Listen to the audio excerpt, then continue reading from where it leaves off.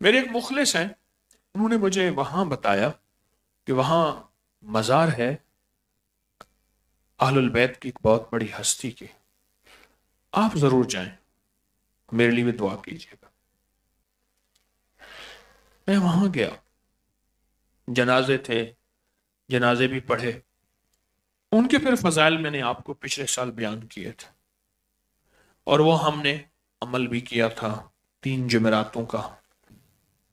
اور روحوں کا ایک نظام ہے، پاکیزہ مقدس روئیں ہیں، اور یہ پاکیزہ روئیں ہیں اور ان کا ایک انوکھا جہان ہے۔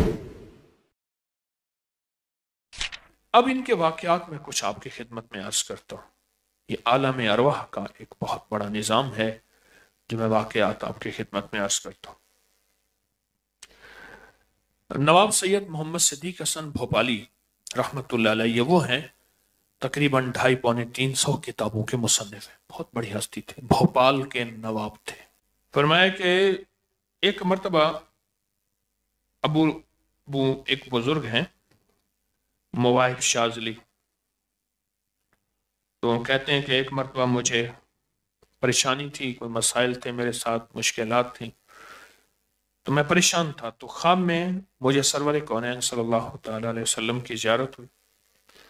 فرمایا جب تجھے کوئی مشکل پیش آئے تو سیدہ نفیسہ طاہرہ کی نظر مان لیا کر، اگرچہ ایک پیسہ ہی کیوں نہ ہو، تیری مشکل حل ہو جائے گی۔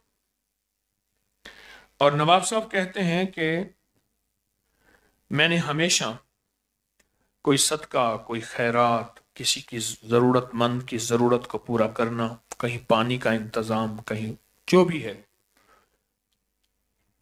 ہے اس کو ہدیہ کر دیا، اور یہ نیت کر دی کہ میں اس کا ثواب سیدہ کی بارگاہ میں پیش کر رہا ہوں، اور کہا کہ اللہ نے میرا کام کر دیا۔ امام یافی فرماتے ہیں، بہت بڑی ہستی ہیں، کہ سیدہ نفیسہ کو ہدیہ پیش کرے مال کا اور اعمال کا۔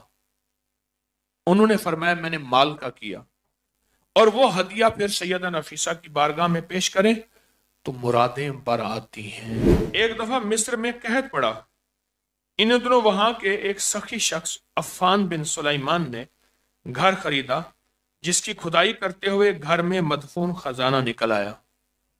عفان نے عہد کیا یہ سارا خزانہ غریبوں کو خرچ کروں گا، اور مصر کے شہزادے احمد سے گندم کے 1000 اونٹ خرید کر مسکینوں میں بانٹنا شروع کر دیا۔ قحط سالی کے بعد کچھ ہی دنوں میں گندم قیمت 3 گنا بڑھ گئی، تو شہزادہ احمد نے عفان سے کو اپنے محل بلایا، یا تو میرے 1000 اونٹ واپس کر، یا پھر گندم کی موجودہ قیمت سے 3 گنا زیادہ دے۔ عفان نے دونوں شرطیں ماننے سے انکار کر دیا۔ شہزادہ احمد غصے کے عالم میں مصر کے گورنر ابی عبداللہ الحربی کے پاس پہنچا۔ وہ انتہائی شفاق اور بہت زیادہ خون ریز انسان تھا۔ اس نے شہزادی کی بات سن کر عفان بن سلیمان سخی کی تمام جائیداد ضبط کرنے کا حکم دیا۔ ادھر عفان بن سلیمان اس وقت بزرگ سید علی بن عبداللہ کی خدمت میں بیٹھے سارا ماجرا بیان کیا کہ میں ظلم سے تنگ آ کے اب مصر چھوڑ کے جا رہا ہوں، میری ساری چیز ضبط کر دی ہے، میرے پاس کیا بچا۔ سید عبداللہ نے خانوادہ نبوت، اہل البیت کی عظیم ہستی، انہوں نے عفان کو ساتھ لیا اور سید نفیسہ کی بارگاہ میں پہنچے، اور وہاں آ کے ان کے مزار پر کچھ دیر قرآن پاک کی تلاوت کی، وہ ہدیہ دیا، اور ہدیہ دے کے پھر ان کے وسیلے سے دعا مانگی، اور کچھ پیسے مان لیے کہ میں غریبوں کو یہ ہدیہ دوں گا، یا اللہ عفان کی ساری مشکلیں حل ہو جائیں۔ اس رات انہوں نے خواب میں سیدہ نفیسہ کو دیکھا جو فرما رہی تھیں دونوں گورنر عبداللہ کے پاس جاؤ، وہ تمہارا مسئلہ حل کر دے گا۔ حالانکہ اسی نے تو سارا کچھ، ہر چیز جو ہے وہ ضبط کی تھی۔ اگلے دن دونوں حضرات گورنر کے پاس پہنچے، اس نے حیرت انگیز طور پہ ان دونوں کا بہت احترام کیا اور کہا کہ مجھے سیدہ نفیسہ نے خواب میں حکم فرمایا ये दोनों हजरात आ रहे हैं, नेकी और सखावत का सलूक करो और अफान की सारी जायदाद वापस कर दो, क्योंकि इन्होंने मुझे साथ लिया है आप और मेरे साथ अल्लाह है। बात खत्म। फिर गवर्नर ने दुआ के लिए हाथ उठाए, या अल्लाह मैंने जो कुछ करता रहा मुझे माफ कर दे। मैंने अफान की दौलत वापस कर दी और हुकूमती खजाने में मिस्किनों पर खर्च करना शुरू कर दिया। और कहता था, फिर सारी उम्र कहता था कि सारा मिस्र मुझसे खौफ करता है, मैं सैयदा नफीसा से खौफ खाता हूं और डरता हूं। अब एक फतावा आलमगीरिया का सबूत दे रहा हूं। पर मैं कोई अगर ये शख्स कोई नजर माने कि या अल्लाह तो मेरे मरीज को शिफा दे दे, मैं सैयदा नफीसा के दरबार में रहने वाले फकीरों को खाना खिलाऊंगा या उनकी मस्जिद के लिए चटाई खरीदूंगा, यहां खिदमत करने वाले फकरा को दूंगा, कोई नजर कोई दिरहम दूंगा, और अगर उसका काम जायज है, ऐसे तमाम काम जिनमें फकरा का फायदा हो, उसने नजर मानी है, तो फरमाया कोई इख्तलाफ नहीं, पूरा होके रहेगा।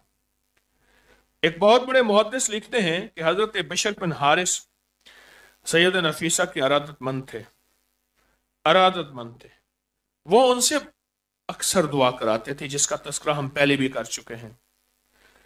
और इब्ने कसीर, अल्लामा इब्ने कसीर बहुत बड़े मुहद्दिस गुजरे हैं, उनकी मैं किताब का हवाला दे रहा हूं।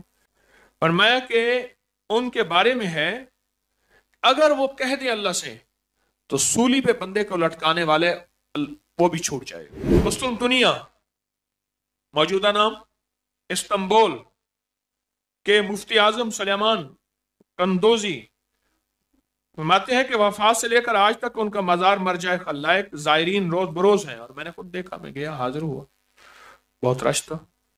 और मैं जो सैयदा नफीसा को सूरत फातिहा वरना सूरतुल आला, इखलास, मावज़तन पढ़ के हदिया करे और उनके वसीले से जो दुआ मांगे वो दुआ कबूल है।